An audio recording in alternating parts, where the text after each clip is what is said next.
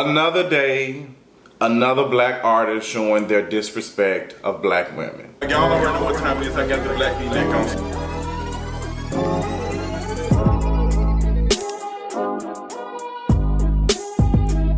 So y'all already know what time it is. Chris Brown, dear Chris Brown, we meet again. There has been so much said about Chris Brown in the last couple of years. And a lot of people said that this man has grown. And me looking at the material and being the judge of it, he hasn't. And Chris Brown is not the only black artist that has no problem disrespecting black women. But just the other day, to catch you all up to speed, Chris Brown was called out for his seemingly anti-black lyric in his latest song from this album, Indigo, which I have not listened to. And in the song, in the lyric, I'm paraphrasing, Sis said that he likes to date black bees that have nice hair. Now, I'm expecting Chris Brown to come back and to say, you know what, I was talking about black women getting their hair done and all that, because, you know, when we talk about this disrespect of black women, so many people come out and try to deviate from it, try to, oh no, that's not what they mean, that's not what they said, and speaking for the artist. And then that's what was happening. People were saying, well, no, he's talking about black women getting their hair done, black women, period. He said all black women. I saw some dumb shit like that on Instagram. Y'all are anti-black, and it's okay. You know what? We really can't do anything but just let you know that you're anti-black, but just say it with your chest, say it loud so we can know where to put our money at, how to take our money and support away from you all. I'm tired of y'all trying to find ways to sit up here and let somebody sit up here and disrespect black women, and then y'all want to put a band-aid over it, and we know their type of history. So Chris Brown clapped back and just basically, I'm not saying all that disrespectful stuff. He basically just went off and said, y'all look weird, all you ugly women, da da da da. And now we see what type of mindset and behavior Chris Brown still has. Now, I ain't the biggest fan of Tokyo Vanity, but I did appreciate her calling Chris Brown to the carpet. And she remembered some years ago how one of her friends, her close friends, went to a club that Chris Brown was at, and he only allowed a certain type of woman in his party section, his VIP section, and it was lighter skinned women. And she posted it on Instagram, and Chris Brown got mad, posted it something on his Instagram story saying, I'll take you out on a date. And Tokyo Vanity responded and said, bitch, stop playing with me. Okay, all that talking about can you take me out and all that, like, bitch, that shit not funny.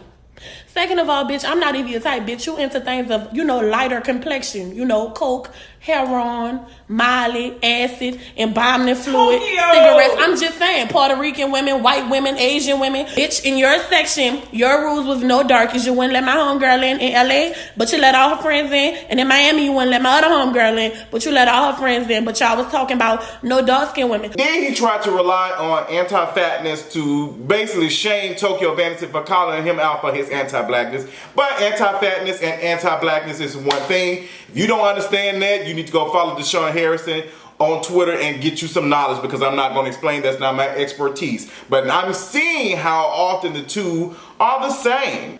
Chris Brown, this is not his first time. This is not his first time. He's not the only rapper. No one is out here hating Chris Brown just because Chris Brown exists. We are not liking Chris Brown because he's anti-black and he's disrespectful to black women. And we can look at the material and be the judge of it. Look at the individuals who he has dated. Rihanna, Karrueche. You can see the type of woman he likes. And I don't need that. I don't need to look at Chris Brown's history to tell that he still is this. It's funny because folks wanted to give Chris Brown some grace for what he did to Rihanna. Folks said, oh, that's so many years ago that happened. Like, they the one that got attacked. Like, how can you sit here and say we can move on from that? You wasn't the one that experienced that, so how you gonna tell us that we can move on from it? unless the person has moved on from it or said it. If they have said, you know what, I forgive him and I'm moving on, then that's when I can have that conversation. We can have this conversation. But we can't take anything unless the person who experienced the abuse says so. Because it's not in our place for us to come out and say, oh, that happened so many years ago. And we do this where we extend grace to folks who are rich and wealthy and are oftentimes allowed to be able to be trash and not hurt financially too bad. Some of us can't deal with that. Some of us can't even calculate our register without being rolled up or something. Some of us can't even be late 5-10 minutes without being rolled up and losing our job. So I don't want to extend any type of grace to a person who has shown his character for the longest. Chris Brown has not grown at all. He's still the same person. Christopher Powderhead Brown has not grown. He has not grown or, showed us some type of compassion or anything. There's not been any growth. What has happened is Chris Brown is no longer sharing those moments publicly. Okay, and that's the thing that we need to be able to understand. Some folks don't grow. Some folks probably will grow, but oftentimes I've seen a lot where folks just don't let us see that anymore. And then we see pieces of their characteristics coming out. And this put the magnifying glass to me back on Chris Brown, because we see how he interacts when somebody said, girl, you know what? And the attacks were not even that bad, because it was like half and half. Half folks said, you know what? I don't think that's what he meant. And then he just went off. He just went off on a tangent and started talking about black women. And I am so tired of folks trying their best to cover up colorism. And I want you to understand, colorism is the byproduct of white supremacy. And we see that every day. If you go right now and type in YouTube, black hair tutorials or something, the biggest YouTubers and the folks who get the most visibility oftentimes have the same type of hair texture. Like, this ain't something that we just learned. Black women have been talking about this for the longest. Like, there's been so many conversations about that, but nobody really wants to believe it. And we just had Tory Lanez not too long ago use a black dark-skinned woman as a prop to make it seem like that he was combating colorism inside the industry, when he was just using her to get some visibility. Like, that is exactly what it is. Like everybody is allowed to be able to take from black women, do all this. You got Kim Kardashian around here wearing dark-skinned legs. I thought she was Janelle Monáe for a second. The final. Everybody's able to benefit from being a black woman, but actual black women. And it's very disappointing, and not all shades of them. I mean, look at even the makeup, how many times we've talked about how shades of makeup are not included when we're talking about makeup for black women and women with a darker hue. Like, come on, let's not play this type of game. Let's not.